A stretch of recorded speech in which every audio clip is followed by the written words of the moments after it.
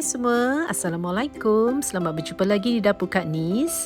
Kali ini Kak Nis akan membuat kuih yang sangat Kak Nis gemari, iaitu kuih pau sambal ikan bilis telur. Kak Nis juga suka kuih pau yang berintikan kacang merah. Tetapi kali ini Kak Nis akan membuat berintikan sambal ikan bilis telur. Jadi, jom bersama bibik Jerman kita mulakan. Mula-mula sekali kita masak sambal ikan bilis ni dahulu. Semua bahan-bahan ada di bahagian description. Goreng ikan bilis 3 garing menggunakan resipi Cookido crispy ikan bilis. Ikut saja arahan yang telah diberikan, masukkan minyak sebanyak 150 gram. Kemudian masukkan ikan bilis kering sebanyak 100 gram. Resipi Cookido ini menggunakan suhu tinggi selama lebih kurang 26 minit untuk menggoreng ikan bilis sehingga rangup dan cantik masaknya. Jadi ikut saja langkah-langkah yang diberikan sehingga proses menggoreng itu selesai. Setelah selesai, kita asingkan minyak dan ikan bilisnya. Dan setelah ikan bilis agak sejuk, kita masukkan semula ke dalam mangkuk adunan dan kisar halus selama 30 saat speed 7. Alihkan ke dalam sebuah bekas dan kita ketepikan dahulu. Dan mangkuk adunan ini kita tidak cuci, langsung letakkan semula di tempatnya. Masukkan cili kering, bawang besar dan bawang putih dan juga dalam 70 gram minyak bekas menggoreng ikan bilis tadi. Semua ini kita kisar halus selama 30 saat, speed 10. Gunakan spatula dan kaup di sekeliling dinding mangkuk adun dan juga di bawah penutup. Kemudian masak selama 15 minit, 120 degree Celsius, speed 2. Setelah itu masukkan 3 sudu teh paste asam jawa, 60 gram gula melaka, 3 sudu teh sos tiram, 1 sudu teh tepung jagung dan 45 gram air. Kemudian masak lagi 5 minit, 120 degree Celsius, speed 2. Akhir sekali, masukkan ikan bilis kisar.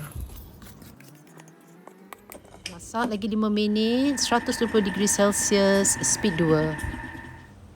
Sambal sudah pun masak, kita gunakan sendok ais krim.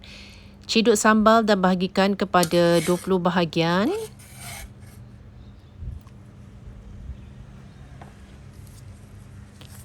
Setiap satu bahagian kita ambil sebiji telur puyuh rebus dan letakkan di tengah-tengahnya seperti ini.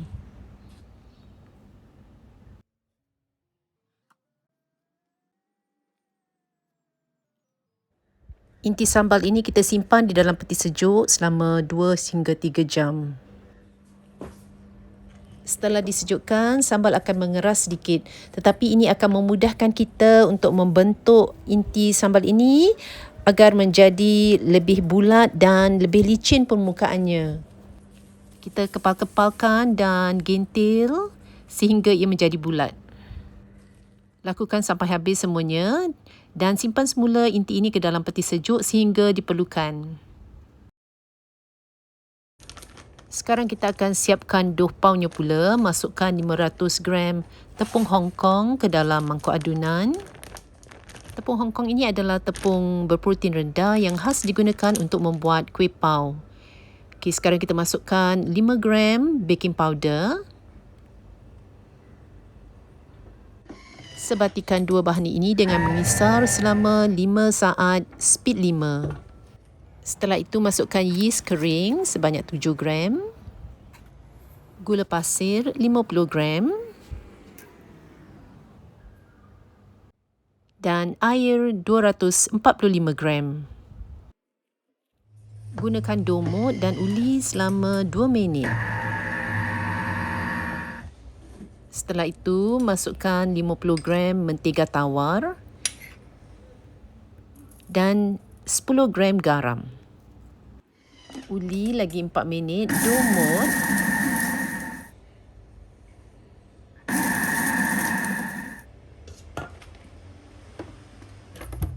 Kemudian alihkan dough ke atas tikar mengundi dengan menelangkupkan mangkuk adun dan mengeluarkan mata pisau. Sekarang Kanis akan melicinkan permukaan dough. Caranya ialah dengan menghempas lipat untuk beberapa kali sehingga permukaannya menjadi licin. Setelah itu, gunakan kedua belah tangan, kaup dan bulat-bulatkan dough. Tutup dough dan biarkan dough rehat dan naik selama 20 minit.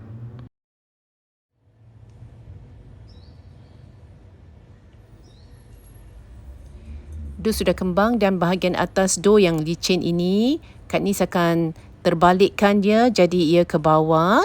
Ya, gunakan scraper, terbalikkan dough.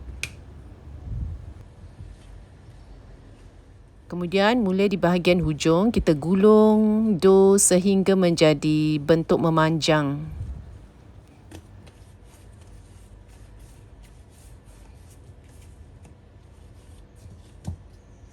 Dan potong dough menjadi 20 bahagian.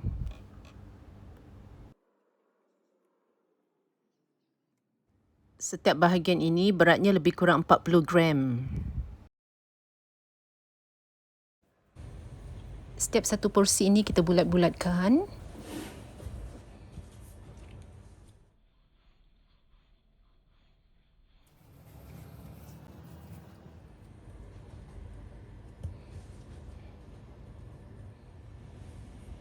Bila semuanya sudah dibulatkan, kita ambil inti sambal ikan bilis dari peti sejuk dan boleh masukkan intinya.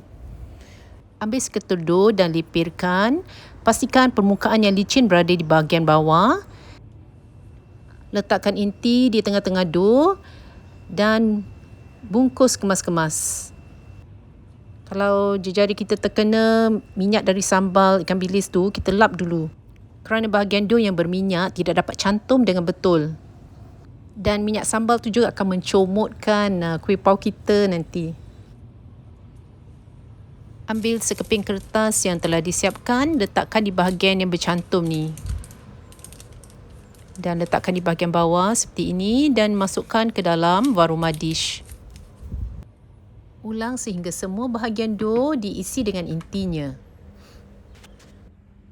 Jika Kak Nis menggunakan inti kacang merah, Kak Nis akan lakukan perkara yang sama, iaitu masukkan dulu inti kacang merah tu ke dalam peti sejuk dan bulat-bulatkan sebelum diisi ke dalam dough pau.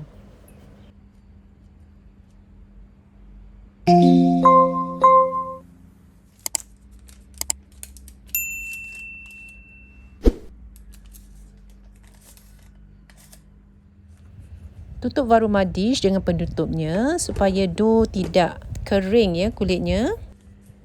Warumah dish hanya muat untuk 10 biji pau, jadi selebihnya Kak Nis letakkan di atas dulang pembakar dan masukkan ke semua dulang ni ke dalam satu beg plastik besar supaya ia dapat mengembang tanpa mengering. Dan jangan biarkan kuih pau kita kembang terlalu lama kerana kulitnya akan menggerutu setelah dikukus nanti. Jadi sekarang kita boleh siapkan air kukusan untuk mengukus kuih pau. Masukkan air dalam 1 liter ke dalam mangkuk adun dan didihkan selama 10 minit varuma speed 2.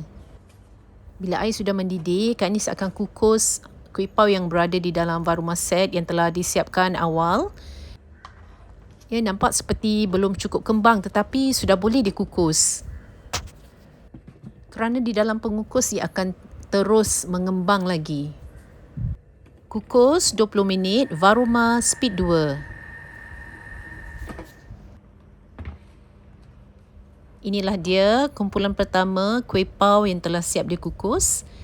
Kak Nis akan alihkan ke atas redai kek untuk disejukkan. Alihkan baki kuih pau yang belum dikukus ke dalam varuma set dan boleh langsung dikukus menggunakan setting yang sama iaitu 20 minit, varuma speed 2.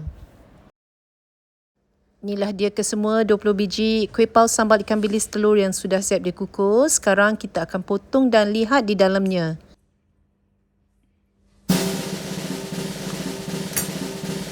Wow!